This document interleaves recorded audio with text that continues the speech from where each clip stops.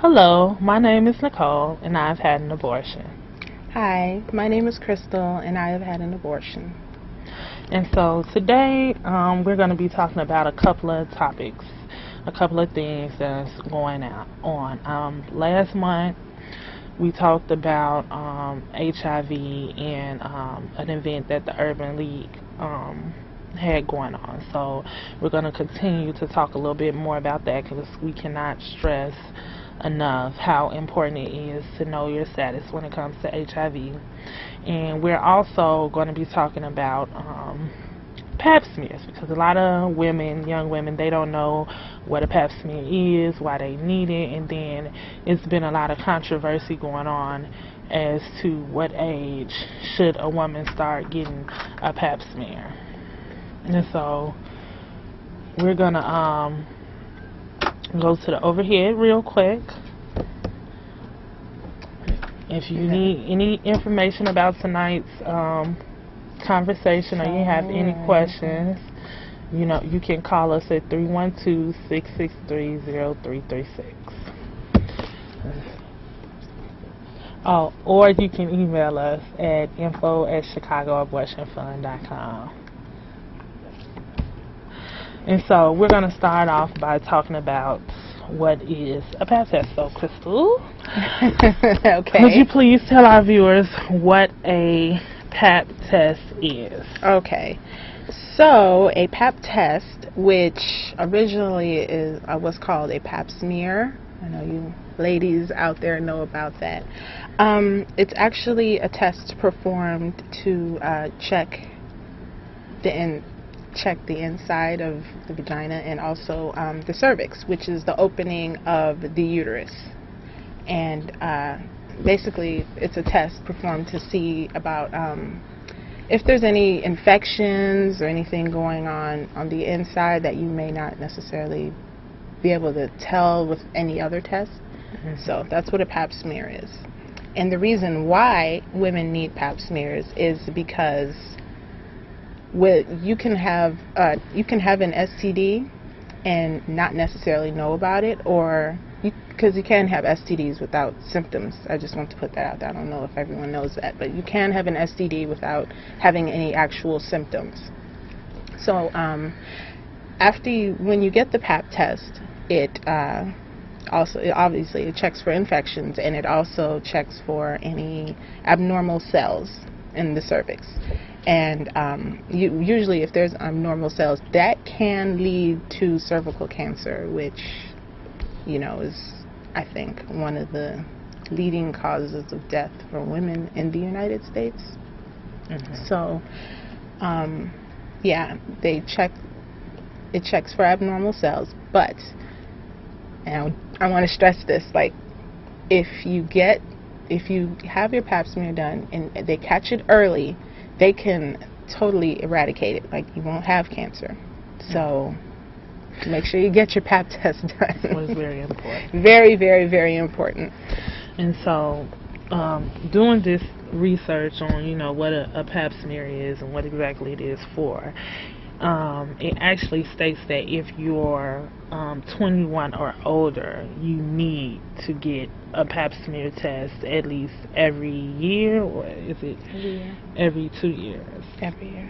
No, I know I get mine every year, but yeah, me too. But I think it says every 2 years.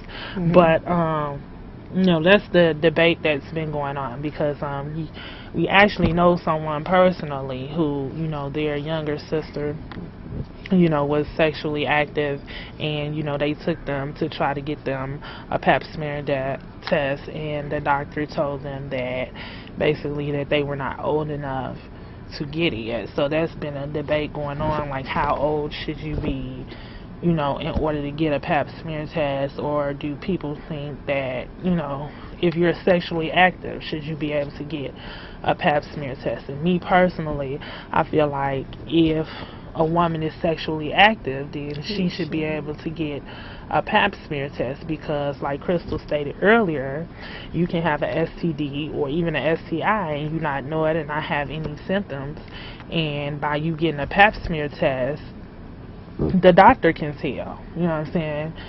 not you don't always people don't always a lot of people don't even just think like, oh, I'm having sex, let me go get tested, or let me go and make sure I don't have anything. So a pap smear test is something that's regularly to check for cancer, but can also help you out with that. And so we want to know, how do our viewers feel about that? Do you feel like getting a pap smear test should be based on age, or should it be based on sexual activity? And so, also, we want to talk about like what is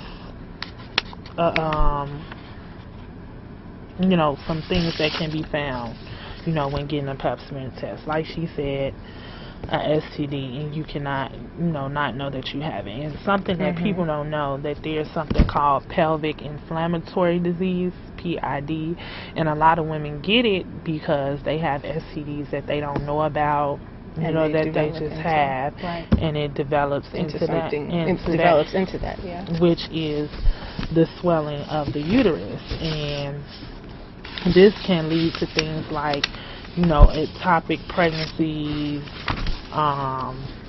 bleeding, abnormal menstruation, and things like that. It could also lead to sterilization, where you won't be able to have children anymore. Oh yeah. Also that too. And we're here and we're all about choice, and so this is a reproductive issue. You need it's important that you get checked out so you can have that choice and it won't be taken away from you. Exactly. And so, like I said, we want the viewers to call in, let us know what you think about that. And so, moving on, we're going to talk about HIV in World AIDS Day, because that's just like all one wrapped up in each other. Yes. And so, as we were researching for, pap smears, we were talking about how young do you have to be, or how old do you have to be in order to also get HIV testing. And so I was looking, and it says that if you are 12 years of age or older, you are allowed to get HIV testing. Without parental consent. Exactly, without parental consent. If a doctor tells you that you can't, then they're wrong. Oh, looks like we have a caller. Go ahead, caller. What's the symptoms of a pelvic inflammatory disease?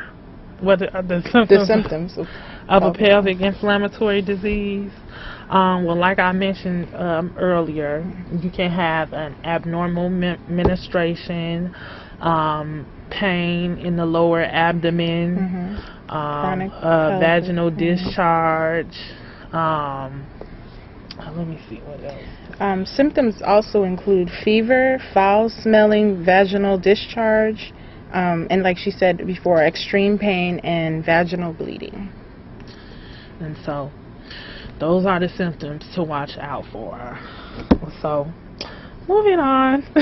Thank you, caller, for calling. We were talking about HIV and how old you have to be. So you have to be 12 years old to be able to get an HIV test without parental consent. If a doctor tells you that you can't get it, or they have to notify your parents, they are wrong. And also, by Illinois law, it says that any person that gets the HIV test, 12 years old or older or whatever, you can do it anonymously. You don't have to give your name, don't have to give your, information or things like that. Looks like we have a caller. Go ahead, caller. I have another question. Is there any chance you can get the pelvic inflammatory disease without the symptoms? Without the symptoms? I doubt it. I know you can have an STD or STI without symptoms, but as far as the PID, the pelvic inflammatory disease, I think there are going to be symptoms. I think, yeah, I think there are going to be symptoms. I think And they have to also be a symptoms. symptom that I forgot to mention is pain when you're having intercourse. That can be one of the symptoms too, because pelvic inflammatory disease, like I said, is the swelling of the uterus. And so, moving on again. Thank you, caller, for calling.